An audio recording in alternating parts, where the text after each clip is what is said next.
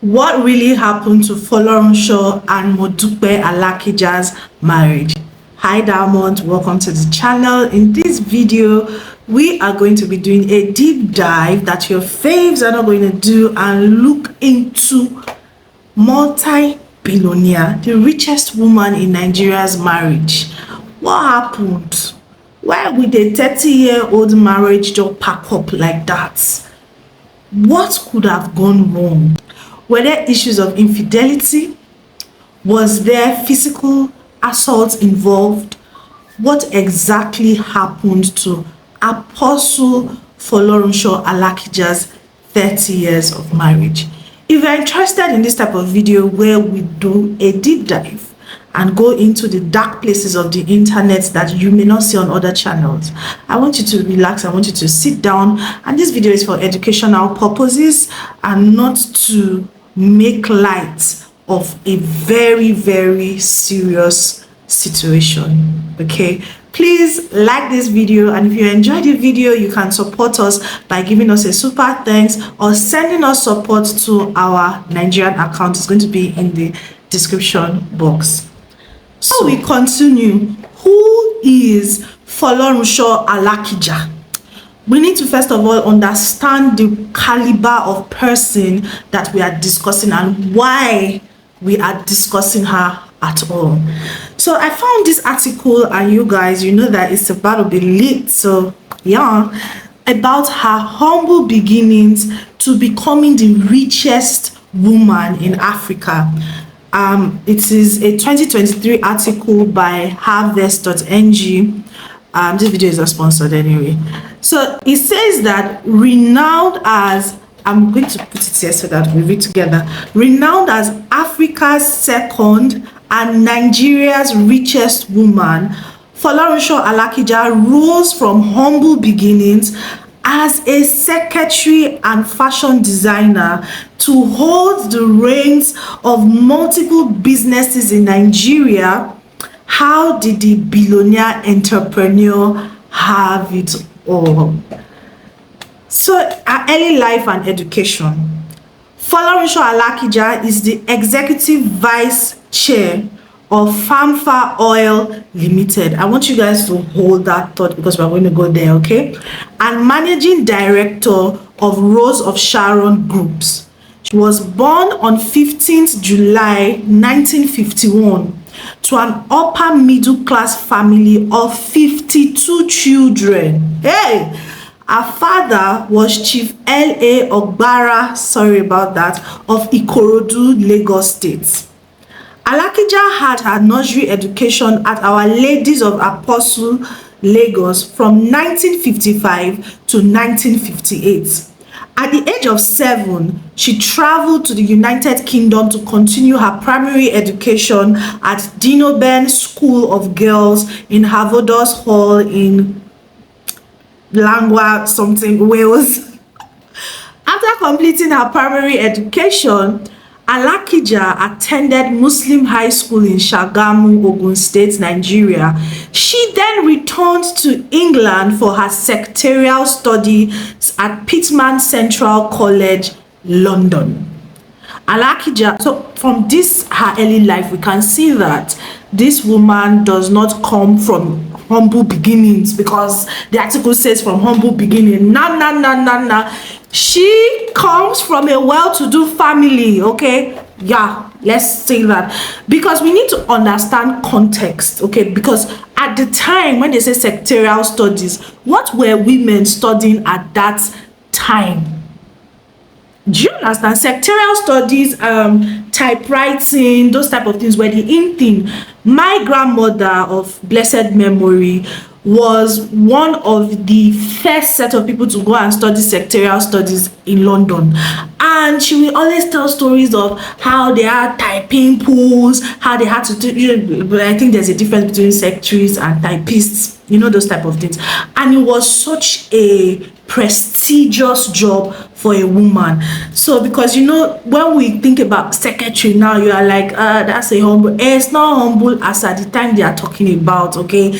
In that era, being a secretary was a do you know what it means to be the secretary to a permanent secretary or somebody that is highly placed? It wasn't humble at all. I just said let's give that perspective. Okay, let's go on. So she started her career as an executive secretary. Sekito. Somebody type in the comment section and say seke. You say seke, then you say sekito. Do you know what seke is? Let's go on. So as executive secretary at Sijuade Enterprises, Lagos, Nigeria. She later moved to Finbank, now acquired by First City Monument Bank, that's FCMB, as the executive secretary to the managing director. That's not humble. Okay? She was the executive secretary to the managing director and then the new head of the corporate affairs department of the International Merchant Bank of Nigeria, and later on became the office assistant to the treasury department. You know, when they always talk about this woman and they say humble beginnings, because that's why you come here for perspective, right? These are not humble in any way, because if you know what it is to be the executive secretary to the managing director of a bank, that role, quote me anywhere, is so important that any smart person who works in that role can understand the entire workings of how to run a bank. So when they say she started as an executive secretary, please and please don't put it in your mind that she was just one secretary somewhere, that because as an executive secretary to a managing director, every single thing passes through your table. Do you understand? If somebody wants approval and they are not in good terms with Sekito, hey, that thing is not gonna fly. You're fine with me. If I'm communicating, I want you to say yes, you are. Tell me talk, right on, baby. Say it in the comment section. Okay, so let's establish that. Then are you seeing the trajectory of what I'm talking about? They said she moved from being executive secretary to the managing director to head of corporate affairs. Because sometimes people just like to gloss over women's achievement. Okay, and like I said, that position as an executive secretary exposes you to a lot of things. Every single document passes through your table, and if it's a smart person, you can that person can run a bank, because basically the secretary, that executive secretary, makes the managing director's life easy and has to read through everything, read through every transaction, read through the end, because the managing director has to approve every decision. When I mean every decision, now there are heads and all those type of things, but everything has to pass through the director's table. Now, so she moved from that position to being the head of corporate affairs department at an international merchant bank, and later on became the office assistant to the treasury department. If you know anything about treasury department and banking, they will tell you that people who are in treasury are the real finance people. But let's move on. After 12 years in the banking industry, Alakija took on a new challenge to pursue fashion design, which birthed Supreme Stitches, a fashion label that catered to influential Nigerian women at its time. Her fashion business shot into the limelight after she won a fashion competition less than a day after opening her business. You know, all these years when people say, oh, she was a fashion designer, somewhere in all these years when people say she was a fashion designer, somewhere in my mind I just thought that she was just all those tailor. This thing that I'm reading now is making me to understand that it is not that when they say education is very important and exposure is very important, like this is the ideal situation, okay? Because she wasn't just a fashion designer, she was someone who had years of corporate experience in the financial industry that left to start a fashion brand. It's two different things. So it's not the same thing, okay? The level of reasoning and the level at which she was starting that fashion brand was not when Amaka or Bola just said, I want to be a fashion designer. No, from what I've seen from this thing that we just read, she understood marketing, she understood decision making from the top. Do you get? From the very, very top. She understood corporate structure. So whatever she was doing in her fashion business was not just somebody who just woke up one day and said, I want to be a fashion designer. Because the way I used to read the thing is that from fashion designer to owning an oil company, I'll not be wondering that how did they take it and do? No, how did it happen? Because it's just like some people thinking that Bill Gates just became a billionaire from the air. No, Bill Gates' father was a lawyer. His mother sat on the boards of different companies. So things don't just happen. It just come out and happen like that. I wish it did, but this is real life and it doesn't happen that way. Okay, let's move on before I start teaching. This is not a class.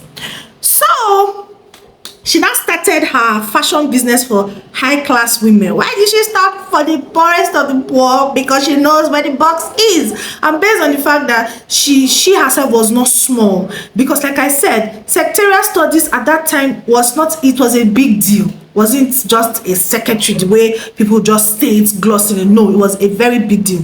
So on board a trip to visit her kids who were schooling abroad, Alakija ran into a friend who sought her assistance in negotiating for an American company to lift crude out of Nigeria. What type of friends do you have in your life? Why would this friend think that she will be of help in terms of negotiating a contract with an American company that had to do with an oil deal? It was because they knew that she had capacity. She had been in the financial market for over 12 years, okay? And not just anywhere, she was in key roles, because it's not just enough to say, I'm a banker. What banking did you do? You were a teller. You don't know anything about banking, okay? Let us say it, all right? No shades, okay? So she had been at rooms where serious hard stuff were discussed. So when this person was asking her questions, it wasn't just a fashion designer. I don't know if you get, I'm going somewhere because we have to take this one step at a time. So the request was later turned down because the government was only open to investors to divert more exploration opportunities. With a foot in the door, Alakija saw this as an opportunity to delve into the oil industry to earn more income, but it wasn't an easy ride. Okay, so this article is not giving us one side of the story that she was a designer to the president's wife. Okay, who your customer is in this life matter. Because let me tell you people something, as I'm telling myself, it's not just enough to be doing anything. It's important who are you doing it for. Okay. Yes, it's important who are you doing it for, because now they just said she got a foot in the door. That door was the fact that she had a relationship with the president's wife. Okay, all those fine clothes that we used to see late Miriam Babangida of blessed memory wearing. Some of them, I don't think all of them, were from her fashion business. Okay, so I think she has shared the story before, but let's just stick with this official story. From a failed crude oil transportation idea to applying for an oil prospecting license, which took 3 years in August 1993, and another 3 years to put together a team of technical partners, as her previous technical team didn't want any connection with the kind of oil block that she got. In September 1996, Alakija entered into a joint venture with Star Deep Water Petroleum Limited, a wholly owned subsidiary of Texaco, appointing the company as technical advisor for exploration on the license, transferring 40% of its 100% interest in Star Deep. The philanthropist, business owner, and author of several books is married to Modupe Alakija, and together they have raised 4 sons. In 2020, Forbes ranked her as Africa's richest woman with an estimated net worth of $1 billion. As of 2015, Alakija is listed as the second most powerful woman in Africa after Ngozi Okonjo-Iweala, and the 87th most powerful woman in the world. So this is the official story of how she got her wealth, okay? And I even like that I read this all the years. I've always read the back end, how she was fashion designer, yeah, for rich women, and she had access. But I'm glad that I'm able to see the perspective that she wasn't just a fashion designer, okay? She was somebody who had a lot of business sense, okay? These things, you don't just pick it up, okay? Because when they tell these stories, I think I'm grateful that we're seeing it, okay? So that you don't just think that things just happen, like nothing just happen like that, my darling brethren and sistren. It doesn't just happen like that. They don't just pick it up on the road like that. You have to have certain skills, you have to have certain relationships, okay? This is us real life now, okay? Because you people just think that, oh, as I'm working hard, God will bless me with yes, God will bless us, we know, but there's cunning, there's wisdom. I don't want to speak pidgin now, in everything, okay? Things don't just happen like that. So that being said, so we understand her professional career. So now that we understand a professional career, let us go into a personal life, which is why you all are here today. Let us go and look for who is Modupe Alakija, Folorunsho Alakija's husband. Okay, if you are still with me, I want you to say hello, I'm here, and let me know where you are watching from. Okay, who is Folorunsho Alakija's husband? She's married to Mr. Modupe Alakija. Dear people of the internet, I've searched all over and everywhere. I cannot find information about our daddy, Baba Modupe Alakija. The only information I'm seeing, and I honestly do not want to start from that place. I really didn't want to start from there. Is this suspension at Ikoyi Club? I'm trying to find. The only thing I keep seeing is Madam Folorunsho Alakija's husband. So what shall I do but report what I can see?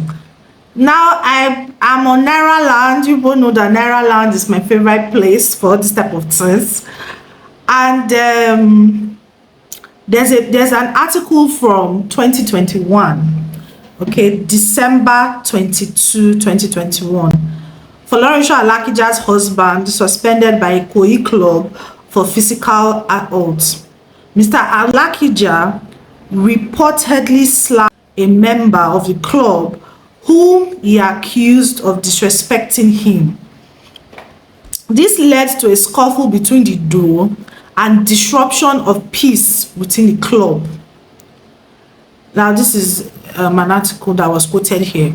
The popular Ikoyi Club in Lagos has announced the suspension of Modupe Alakija, the husband of billionaire businesswoman Folorunsho Alakija.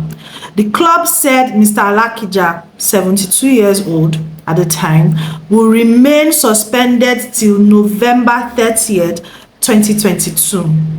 According to a circular signed by Bamidele Ibironke, the honorary secretary of Ikoyi Club, Mr. Alakija, a lawyer, okay, he's a lawyer, was suspended over physical abuse. The above named member of the club is hereby placed on a 1-year suspension from the club for physically fellow member, conduct injurious to the interest of the club, thereby violating Rule 9C of the club's rule book. An official at Ikoyi Club who confirmed the developments to Premium Times said a letter has been forwarded to Mr. Alakija containing the details of the offence and sanction. The official preferred not to be identified because he was not authorized to comment on the incident. Mr. Alakija reportedly slapped a member of the club whom he accused of disrespecting him. This led to a scuffle between the duo and disruption of peace within the club. Mr. Alakija's wife is Nigeria's first female billionaire and the founder of Famfa Oil. An oil mogul, Mrs. Alakija, made the Forbes Black Billionaire list in 2019 with a net worth of 1.1 billion. The only question I have is that why did they need to bring her? The only way we saw the thing about Daddy Baba Bodupe Alakija, why did they need to put her this thing inside? Shebi is Baba we are talking about. Why did they need to bring in Mama inside the equation? Why? That's the only question I have. Let's move on. Hope you are not bored though, because with the story has not started. Hey, I should have done live stream, but no problem. So they not even put the picture of the suspension. You guys look at it here. So these people on Naira lands, they said normally it would have been a pastor's wife that is caught fighting, but in this case, it's evangelist husband that is caught fight. Hey. This is how it should be. Nobody is above the law, irrespective of the size of the pockets. I want to move forward. Anger issues, lack of self-discipline. Somebody said this is what happens when you are just feeding a fine boy idle man. People are disrespectful on this internet. People don't have respect. They say in a fight and carry Olosho. Hey, we are going somewhere. We are going somewhere. We are going somewhere in the fight and carry Olosho. Okay. Oh. You are internet people. You people are not good. Please, it's not me. Oh. This was said in the year 2021, December 22nd, 2021 by Romanov on Naira Land. I'm only saying what Romanov said. Okay. If you don't like this type of content, I want to advise you, it's 32 minutes. So you can block this channel now and say, let's go on that nonsense game. It's okay. No hard feelings. I understand. But if you continue and come and start, I'm mourning, so I won't have time to be ashamed. That just let me leave it up. But for your sake and your spiritual journey, your blood pressure, because we are about to enter the arena. Hell to Rebecca, they say pop shit for inside church. They say at this advanced age, Baba is behaving like a small boy. Horrible. Make them find farm for him to work. Hey, now our Baba now that they do like this. You people, they say you can take a man off the street, but you cannot take the street out of the man. Maybe he break bottle for another patron head. What way? The real question be say, where did they fight for? What are they fighting about? Let me adjust my chair. What was the fight about? Were they fighting for bankers? How did they talk that? Were they fighting about small chops? You know what small chops is? If you know what small chops is, put it in the comment section, because I'm able to educate anybody. What is small chops? Were they fighting for Pankwe? Were they fighting for Pankwe? What's Pankwe? Pankwe is it precocious? Yes. Punkwe. If you know what punkwe is, tell them in the comment section, because people need to come and be sitting down for lectures now. Carry your book and your Bible and your paper and say, Prof T, I'm in the house to receive some lectures, okay? So, that's all I can say about Baba Modupe on the internet. Apart from the fact that it's our mama's apostle evangelist, Folorunsho Alakija, the billionaire's husband. That's all we can see. Oh. So, like I was asking, for me, I don't know. People know that I just say what is on the web, World Wide Web. The World Wide Web that the Obasanjo brought for us. Now it's how they talk. I did not go inside their house to bring this. It's on the internet, and we'll talk about it. Where was Baba fighting? Baba is a billionaire. I want you to check the shareholding structure of Fanfa Oil. And Baba owns 50-50. Mama owns 50-50. That's when the date that is there. We don't know if it has been updated. So why was Baba fight? Do you know what Ikoyi Club is? Ikoyi Club. You don't have papas there. Are you a peasant? What do you want to go and do there as a peasant? You have the cream de la cream. The people who go to London to get Evian water and come and drink in Nigeria. You both think it's everybody that likes to drink your Nestle water. Sit down there. So that's the type of people that are in Ikoyi Club. They are not small people. No, struggling children like me. I'm a struggling child.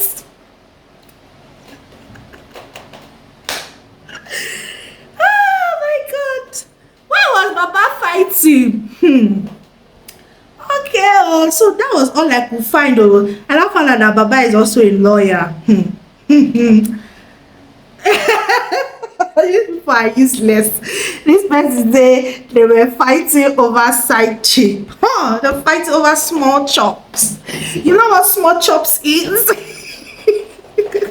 I don't know which movie that they start the person's number as small chops. If you remember that movie, put it in the comment section. So that's what I can find on the internet. So they say, wow, this is like this useless person. I want join. No, I go do and they go accept person like me. Boy, I can find granulated sugar daddy. Look, you people. Anyway, that's not talk for today. I'm not sprinkle, but it's just that we love Jesus. So let me not give that type of advice. I want you to make heaven. Okay, let's stay with the story for the day. Please like the video. So that's all I can see about Madam Folorunsho Alakija's husband, Modupe Alakija. So we're gonna move. Well, I said we move to the conversation for today. So about 10 years ago when I got married, I love to read books and history and things like this. I always tell people that this is what I like, okay? That's why you cannot bully me to stop this channel. Oh, what happened to our lights? Okay. So I got this book by Apostle Folorunsho Alakija. It is called The University of Marriage. Your textbook for a successful marriage. You see all the gist they be giving you online? It's about to be lit. It's about to go down, okay? So this is going to be part 1. See the real truth, because you know people's life work, you see the real truth inside, okay? Because when I bought this book over 10 years ago, I don't know why I kept this book close to my chest like this. Everywhere I go, anywhere I'm moving, this book is always at the back of somewhere, because sometimes when I don't want some kind gist, I come back to read the book. So this book is going to give us insights into what happened to Apostle Evangelist Folorunsho Alakija and Baba, because these are granddaddies and grandmommies. Yeah. Modupe Alakija. So this is part 1. Like the video, subscribe. We're going into part 2. Okay. See, if you're not ready to sit down for long, please. Okay. It's time to shoot, because part 2, we're gonna go there. I don't wanna go there.